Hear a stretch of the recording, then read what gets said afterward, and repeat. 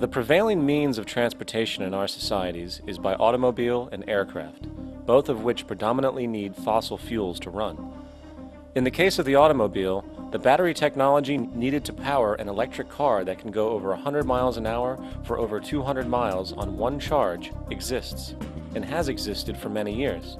However, due to battery patents controlled by the oil industry, which limits their availability to maintain market share, coupled with political pressure from the energy industry, the accessibility and affordability of this technology is limited.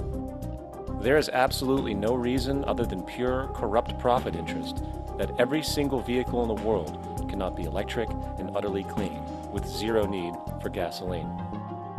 As far as airplanes, it is time we realize that this means of travel is inefficient, cumbersome, slow, and causes far too much pollution.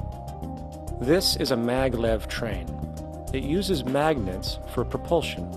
It is fully suspended by a magnetic field and requires less than 2% of the energy used for plane travel. The train has no wheels, so nothing can wear out. The current maximum speed of versions of this technology, as used in Japan, is 361 miles per hour. However, this version of the technology is very dated. An organization called ET3, which has connections with the Venus Project, has established a tube-based maglev that can travel up to 4,000 miles per hour in a motionless, frictionless tube, which can go over land or underwater. Imagine going from LA to New York for an extended lunch break, or from Washington, D.C. to Beijing, China in 2 hours. This is the future of continental and intercontinental travel, fast, clean, with only a fraction of the energy usage we use today for the same means. In fact, between maglev technology, advanced battery storage, and geothermal energy, there would be no reason to ever burn fossil fuels again. And we can do this now if we were not held back by the paralyzing profit structure.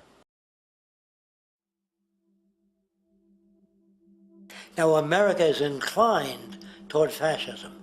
It has a propensity by its dominant philosophy and religion to uphold the fascist point of view. American industry is essentially a fascist institution. If you don't understand that, the minute you punch that time clock, you walk into a dictatorship. We're given notions about the respectability of work, and I really look at it as being paid slavery. They're brought up to believe that you shall earn your living by the sweat of your brow. That holds people back, freeing people from drudgery, repetitive jobs which make them ignorant. You rob them. In our society, that is a resource-based economy, machines free people. You see, we can't imagine that because we've never known that kind of world. If we look back at history, we see a very clear pattern of machine automation slowly replacing human labor. From the disappearance of the elevator man to the near full automation of an automobile production plant, the fact is, as technology grows, the need for humans in the workforce will continually be diminished. This creates a serious clash, which proves the falseness of the monetary-based labor system. For human employment is in direct competition with technological development. Therefore, given the fundamental priority of profit by industry, people through time will be continually laid off and replaced by machine. When industry takes on the machine, instead of shortening the workday, they downsize. You lose your job, so you have a right to fear machines.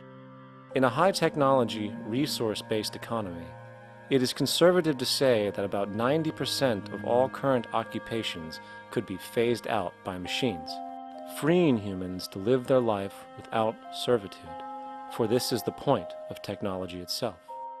And through time, with nanotechnology and other highly advanced forms of science, it is not far-fetched to see how even complex medical procedures could be performed by machines as well, and based on the pattern, with much higher success rates than humans get today. The path is clear, but our monetary-based structure, which requires labor for income, blocks this progress. For humans need jobs in order to survive. The bottom line is that this system must go, or we will never be free, and technology will be constantly paralyzed. We have machines that clean out sewers. It frees a human being from doing that. So look at machines as extensions of human performance. Furthermore, many occupations today will have simply no basis to exist in a resource-based economy, such as anything associated with the management of money, advertising, along with the legal system itself. For without money, a great majority of the crimes that are committed today would never occur.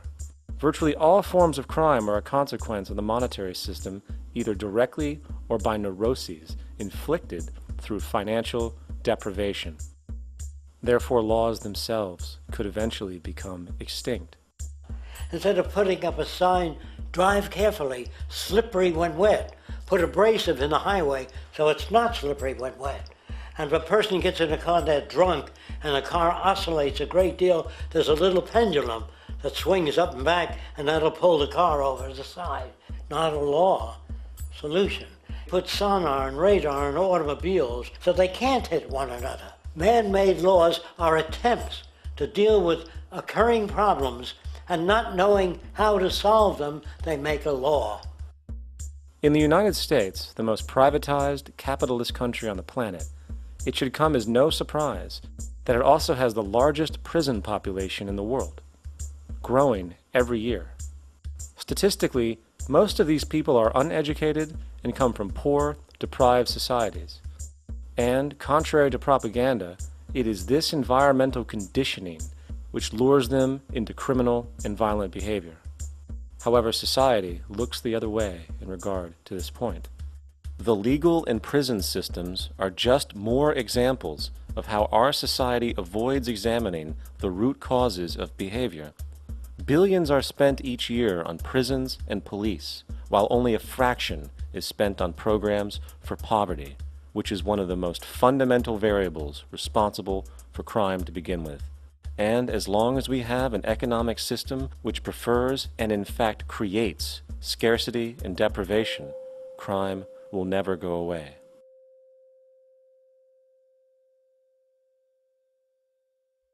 If people have access to the necessities of life without servitude, debt, barter, trade, they behave very differently. You want all these things available without a price tag. Now then, you gotta have a price tag. Well, what'll motivate people? Man gets everything he wants, he just lay around in the sun. This is the myth they perpetuate. People in our culture are trained to believe that the monetary system produces incentive. If they have access to things, why should they want to do anything? They will lose their incentive. That's what you're taught to support the monetary system. When you take money out of the scenario, there would be different incentives, very different incentives. When people have access to the necessities of life, their incentives change. What about the moon and the stars? New incentives arise. If you make a painting that you will enjoy giving it to other people, not selling it.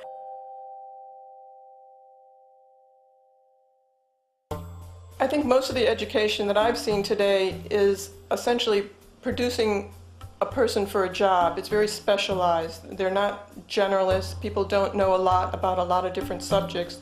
I don't think you could get people to go to war if they knew a lot about a lot of things. I think education is mostly rote, and they're not taught how to solve problems. They're not given the tools emotionally or within their own field of how to do critical thinking.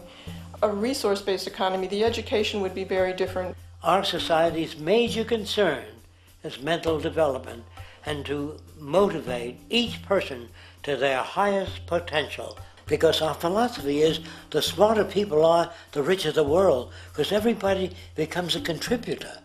The smarter your kids are, the better my life will be, because they'll be contributing more constructively to the environment and to my life, because everything that we devise within a resource-based economy would be applied to society. There would be nothing to hold it back. patriotism, weapons, armies, navies, all that is a sign that we're not civilized yet. Kids will ask their parents, didn't you see the necessity of the machines? Dad, couldn't you see that war was inevitable when you produce scarcity? Isn't it obvious? Of course the kid will understand that you were pinheads, raised merely to serve the established institutions. We're such an abominable, sick society that we won't make the history book. They just say that large nations took land from smaller nations, used force and violence. You'll get history talked about as corrupt behavior all the way along until the beginning of the civilized world. That's when all the nations work together. World unification, working toward common good for all human beings, and without anyone being subservient to anyone else, without social stratification, whether it be technical elitism or any other kind of elitism, eradicated from the face of the earth. The state does nothing because there is no state. There is no state. The system I advocate, a resource-based global economy, is not perfect. It's just a lot better than what we have. We can never achieve perfection.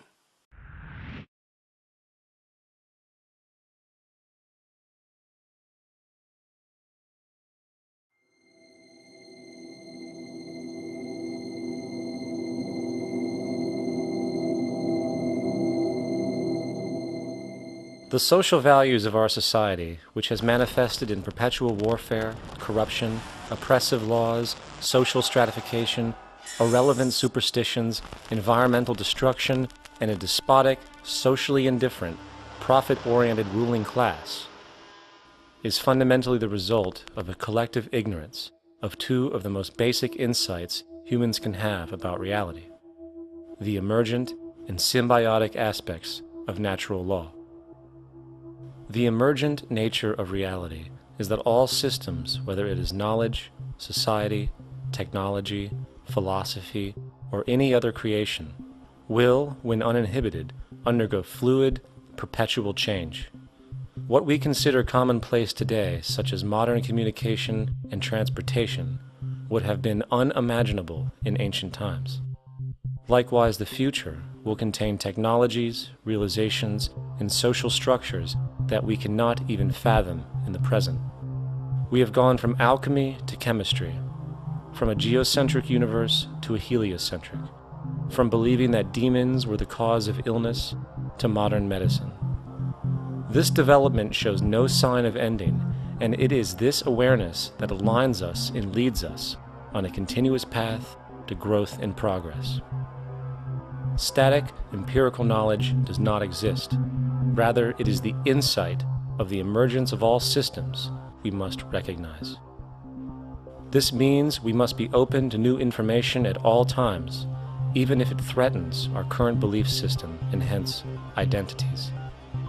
Sadly, society today has failed to recognize this, and the established institutions continue to paralyze growth by preserving outdated social structures.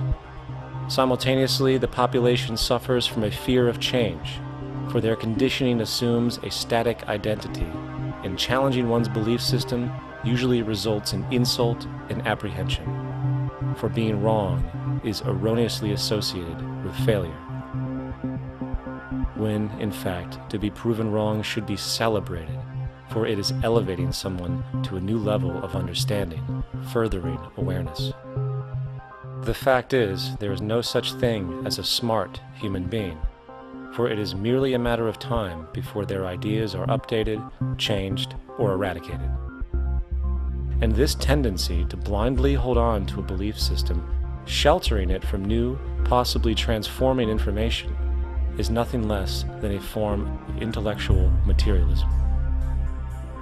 The monetary system perpetuates this materialism not only by its self-preserving structures, but also through the countless number of people who have been conditioned into blindly and thoughtlessly upholding these structures, therefore becoming self-appointed guardians of the status quo. Sheep, which no longer need a sheepdog to control them, for they control each other, by ostracizing those who step out of the norm. This tendency to resist change and uphold existing institutions for the sake of identity, comfort, power, and profit is completely unsustainable and will only produce further imbalance, fragmentation, distortion, and invariably, destruction. It's time to change. From hunters and gatherers to the agricultural revolution to the industrial revolution, the pattern is clear. It is time for a new social system which reflects the understandings we have